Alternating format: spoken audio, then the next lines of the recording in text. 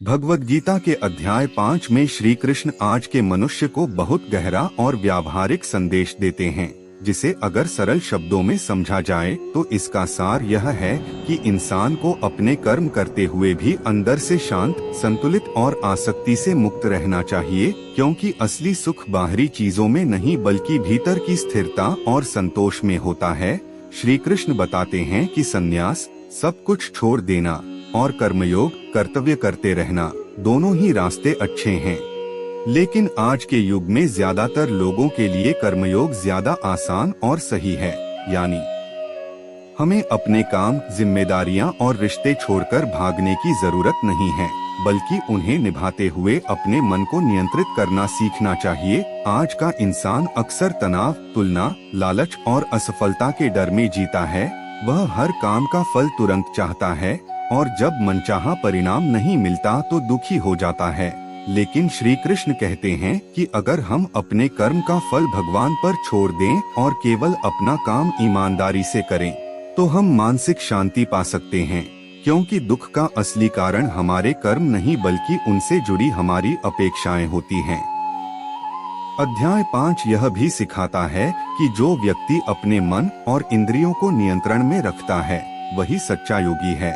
और आज के समय में जहां मोबाइल, सोशल मीडिया और भौतिक सुखों की भरमार है, वहां मन को स्थिर रखना और भी जरूरी हो जाता है, क्योंकि अगर मन हर समय भटकता रहेगा तो इंसान कभी भी सच्चा सुख नहीं पा सकता।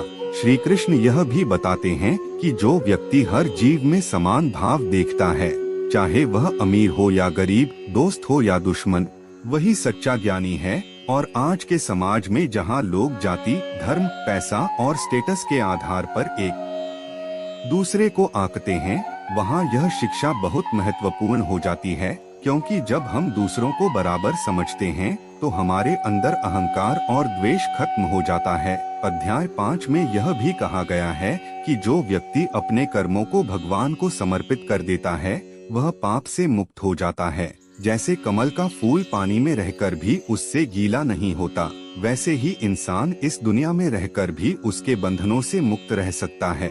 और यही आज के मनुष्य के लिए सबसे बड़ा संदेश है कि हमें दुनिया में रहना है, काम करना है, परिवार निभाना है, लेकिन इन सब के बीच अपने मन को साफ और शांत रखना है।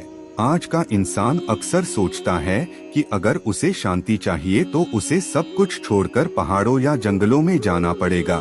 लेकिन श्री कृष्ण स्पष्ट करते हैं कि असली शांति बाहर नहीं बल्कि अंदर होती है, और अगर मन शांत नहीं है तो कहीं भी जाने से फायदा नहीं होगा। अध्याय 5 हमें यह भी सिखाता है कि सच्चा सुख इंद्रियों के भोग में नहीं बल्कि आत्मा की अनुभूति में है, क्योंकि बाहरी सुख हमेशा अस्थायी होते हैं और उनके साथ दुख भी जुड़ा होता है।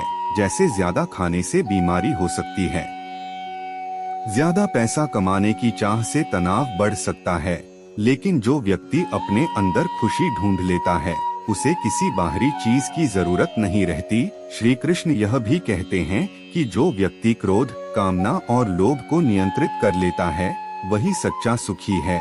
और आज के समय में यह तीनों चीजें ही इंसान को सबसे ज्यादा परेशान करती हैं, क्योंकि लोग छोटी छोटी बातों पर गुस्सा हो जाते हैं, हर चीज में अधिक पाने की चाह रखते हैं और दूसरों से तुलना करते रहते हैं, जिससे उनका मन कभी शांत नहीं रहता। अध्याय 5 का एक और महत्वपूर्ण संदेश यह है कि हमें अपने कर्मों का अहंकार नहीं करना चाहिए। यानी यह नहीं सोचना चाहिए कि मैंने यह किया, बल्कि यह समझना चाहिए कि हम केवल एक माध्यम हैं और सब कुछ भगवान की इच्छा से हो रहा है। इससे हमारा अहंकार खत्म होता है और हम विनम्र बनते हैं।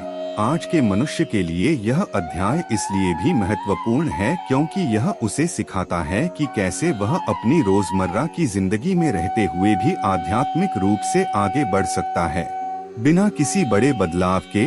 बस अपने सोचने के तरीके को बदलकर अगर इंसान यह समझ ले कि उसका असली काम केवल कर्म करना है और फल भगवान पर छोड़ देना है, तो उसकी आधी परेशानियां खुद ही खत्म हो जाएंगी। अंत में श्री कृष्ण यह बताते हैं कि जो व्यक्ति भगवान में विश्वास रखता है, अपने मन को नियंत्रित करता है, सबके प्रति समान भाव रखता है और बिना किसी आसक्ति के अपने कर्तव्य करता है, वही सच्चा योगी है और वही इस जीवन में सच्ची शांति और आनंद प्राप्त कर सकता है।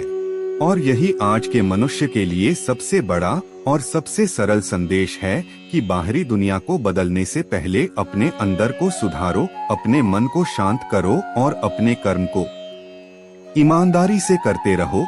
यही सफलता और सच्चे सुख का रास्ता है। ऐसे ही वीडियो देखने के लिए चैनल को सब्सक्राइब करें और वीडियो को लाइक, शेयर, कमेंट जरूर करें। धन्यवाद दोस्तों। राधे राधे।